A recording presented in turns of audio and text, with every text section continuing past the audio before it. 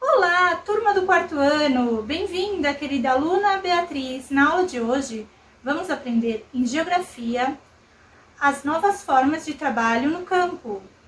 Vamos à nossa explicação? A primeira relação são dos poceiros, olha aí.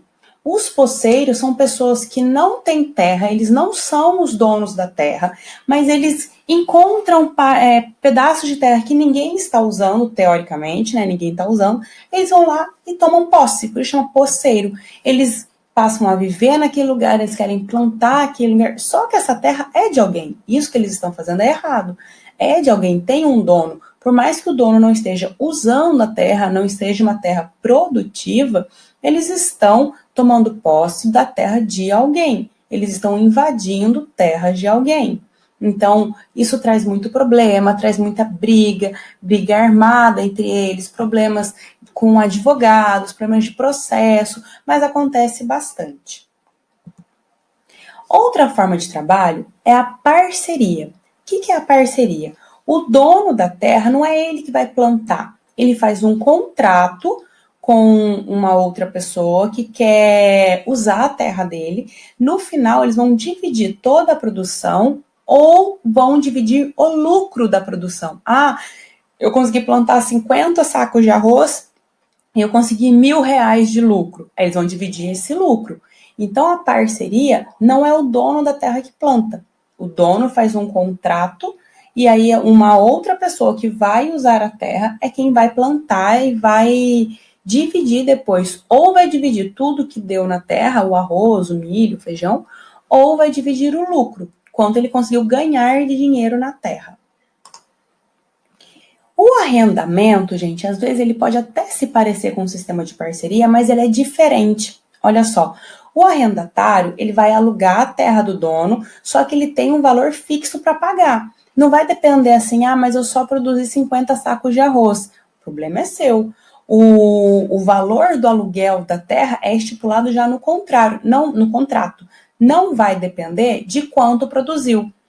Aqui no sistema de parceria, por exemplo, se ele produzir 25 sacos de feijão, eles vão dividir esse lucro. Se ele produzir 13 sacos de milho, eles vão dividir esse lucro. Aqui no arrendamento, não. No arrendamento tem um valor fixo de aluguel. Ele tem que pagar ou tantos sacos de algum produto que ele fez, ou um valor específico em dinheiro. Então, o arrendamento e a parceria são um pouquinho diferentes nessa questão. De quanto vai pagar. O arrendamento já tem um valor fixo de quanto vai pagar.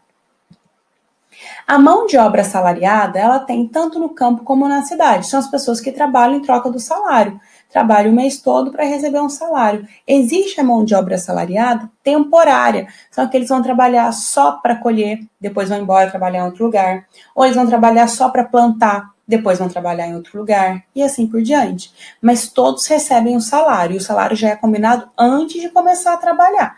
Então, mão de obra assalariada é aqueles que estão no campo ou vão trabalhar direto ou vão trabalhar temporariamente em algum lugar em troca de salário. E por último, nós temos a mão de obra familiar, onde o dono da terra trabalha junto com a família. A família planta, a família colhe, a família vende. Então, a mão de obra familiar é quando o próprio dono da terra trabalha na terra junto com a família dele. Muito bem, vamos agora às atividades de fixação da aula de hoje. Na página 121, escreva em seu caderno a história desses trabalhadores, acompanhando as cenas, ok?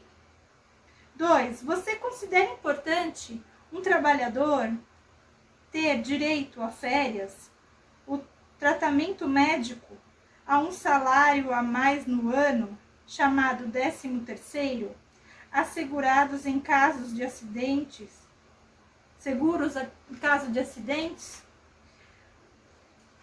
Ok? Responda no caderno. Página 122. No Brasil, a distribuição de terras é um dos problemas que existem no campo. Observe as imagens a seguir. De acordo com as charges, Qual problema social brasileiro está sendo retratado? Página 123. Analise as informações dos gráficos a seguir e assinale as respostas corretas. Então, você vai ler cada uma dessas frases, observando os dois gráficos, ok? Para ver se está de acordo as frases. Número 5. Participe de um debate. Qual a sua opinião sobre a frase abaixo? No campo, muitas pessoas não têm um pedaço de terra para morar e trabalhar, enquanto poucas pessoas têm muita terra. Organize no caderno as informações que você conseguiu sobre o tema. Ok? B. Escolha um grupo. Grupo 1, trabalhadores sem terra. E grupo 2, trabalhadores com muitas terras. C. Você vai falar agora o que você vai fazer. Você vai defender um desses lados, ok? Primeiro, do grupo 1, certo? Então, você vai fazer a defesa. Dar argumentos dos trabalhadores sem terra, ok? Depois, você vai fazer dos trabalhadores com muitas terras, ok? Então, agora, na próxima página,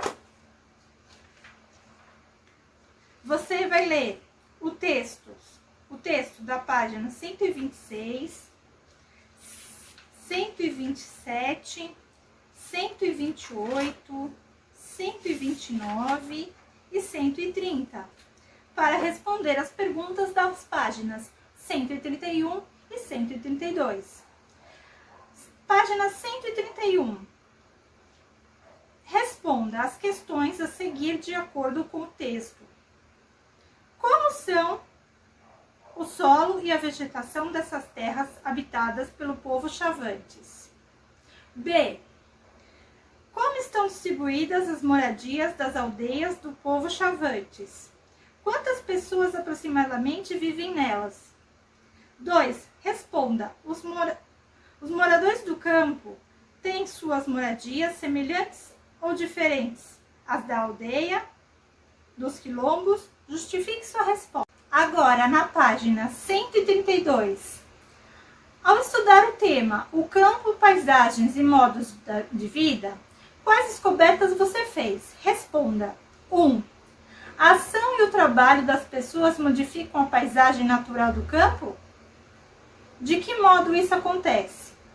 2. O campo, também conhecido como área rural, modernizou-se com a introdução de máquinas para auxiliar o trabalho humano. O que aconteceu com o trabalhador do campo? 3.